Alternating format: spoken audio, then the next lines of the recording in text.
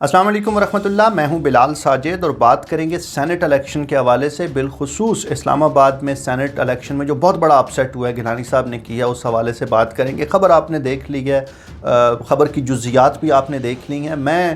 جن دو باتوں پہ بنیادی طور پہ فوکس کرنا چاہتا ہوں، ایک تو یہ کہ آنے والے دنوں میں بہت زیادہ فریکوینسی سے آپ پی ڈی ایم کی جانب سے یہ پروپیگنڈا دیکھیں گے، یہ بیان دیکھیں گے، یہ سٹیٹمنٹ آئے گا مسلم لیگ نون کی طرف سے، پیپلز پارٹی کی طرف سے، کہ وزیر اعظم صاحب پہ اعتماد نہیں رہا، عمران خان صاحب پہ ایوان کا اعتماد نہیں رہا۔ اب یا تو عمران خان صاحب ووٹ آف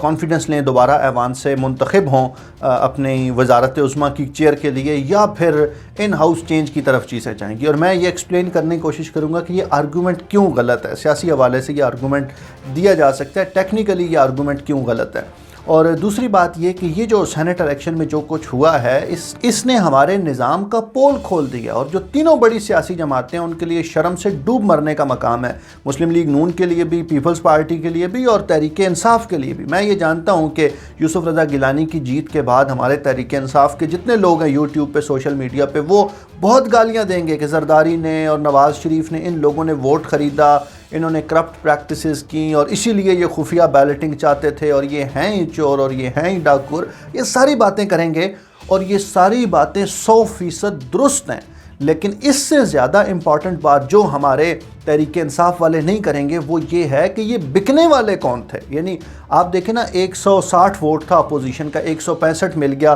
ان کو، اور اس کے بعد جو حکومت کے ووٹ تھے وہ ضائع ہو گئے۔ تو یہ جو 5 ووٹ ان کو فالتو ملے ہیں، یا شہریار آفریدی جیسوں نے اور باقی لوگوں نے جنہوں نے ووٹ ضائع کیا، ویسے یہ جو شہریار آفریدی ہے نا، یہ بڑا سیانہ نکلا، ووٹ ضائع بھی کر دیا، ادھر سے بھی اپنا ٹھبنٹو بھی لے لیا، اور ادھر سے جا کے وزیر اعظم کو بھی اعتماد میں لے لیا کہ یار چوہی صاحب مینوں تے پتہ ہی نہیں سی کہ تے سائن نہیں کرنے، مور مارنی چاہیے۔ مطلب اینا تو کاکا یار، حد ہو گئی۔ اور کوئی شرم ہوتی ہے نا بندے میں، کوئی حیا ہوتی ہے، لیکن نہیں، جان اللہ کو دینی ہے، ووٹ حفیظ شیخ کو نہیں دینا۔ اور عجیب حرکت کی ہے اس نے، شہریار آفریدی نے اور پوری پی ٹی آئی نے۔ تو تینوں بڑی سیاسی جماعتیں انکلوڈنگ مولانا فضل الرحمان، یعنی چوتھی بڑی سیاسی جماعت اس وقت وہی ہے نا جی قومی منظر نامے پہ، انکلوڈنگ فضل الرحمان، ان تمام لوگوں کے لیے شرم سے ڈوب مرنے کا مقام ہے۔ انہوں نے ووٹ خریدے بھی ہیں، ووٹ بیچے بھی ہیں، اور یہ جو بکنے والے ہیں نا، ان پہ بھی بات کرنی چاہیے، کیونکہ بکنے والے وہ ہیں جن کی ایمانداری، شرافت، دیانت کا ہمیں بتایا گیا تھا کہ یار یہ ایسے لوگ ہیں کہ دامن نچوڑ دیں تو فرشتے وضو کریں۔ یہ ایسے لوگ ہیں کہ انہوں نے ووٹ دیا اور گیلانی جیسے لوگوں کو انہوں نے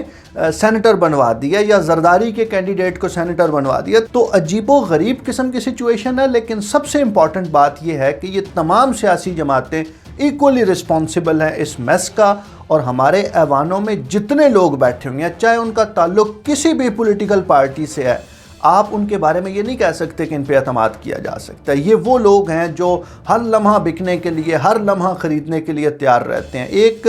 گیم تھی جی، گندی گیم تھی، اور حکومت نے اس کو گندے طریقے سے پلے کرنے کی کوشش کی۔ حکومت نے بھی کوئی کسر نہیں چھوڑی۔ حکومت نے وہ جو اوپن بیلٹ، خفیہ بیلٹ، ادھر سے آرڈیننس ادھر سے آرڈیننس، وہ جو پورا ایک پینک کریٹ کیا، حکومت نے کھیلنے کی کوشش کی، لیکن اس گندی گیم میں جو زرداری صاحب کا پلڑا تھا وہ بھاری رہنا تھا، وہ بھاری رہا۔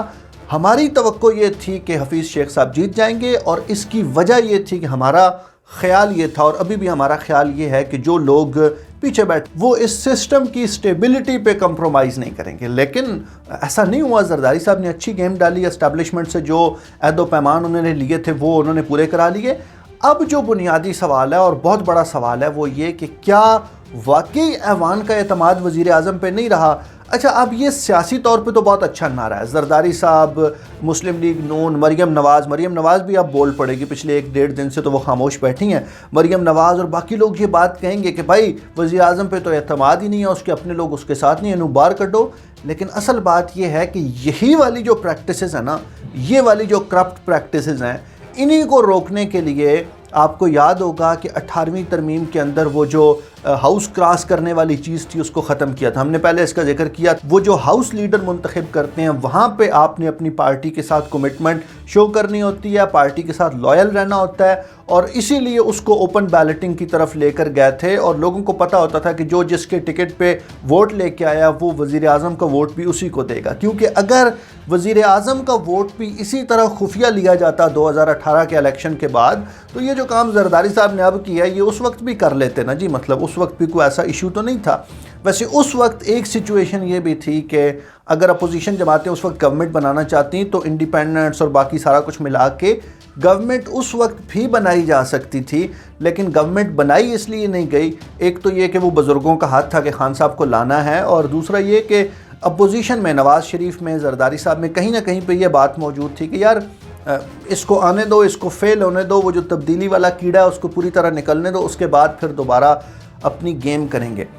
گندی سیاست ہے جی، گند ہے نرا، لیکن یہ سارے ایک جیسے گندے ہیں۔ یہ جو کہتے ہیں نا کہ نہیں تحریک انصاف والے بڑے اچھے ہیں اور مسلم لیگ نون والے اور زرداری لوگ گندے ہیں، آدھی بات کرتے ہیں جی اور بالکل ٹھیک کرتے ہیں کہ زرداری اور ان کے جو حواری ہیں وہ تو کرپٹ ہیں ہی، لیکن یہ جو بکنے والے ہیں یہ بھی تو ویسے ہی چور ہیں نا بھائی۔ آپ کے لوگ بھی تو بکے ہیں، آپ کے لوگوں نے بھی تو ووٹ بیچا ہے، اور سب سے پہلے تو میں کہتا ہوں یہ جو شہریار آفریدی ہے نا، اس کو پکڑو، اس کو لٹکاؤ، اس سے پوچھو یار تو کدے کو لوگ کنے پیسے لینے اے جڑا تو ووٹ لایا کیتا، مطلب اینا تو کاکا کہ تینوں پتہ نہ ہوئے کہ یار تیرے دستخط کرنے نے یا کی کرنا ہے۔ حد ہو گئی یار، حد ہو گئی۔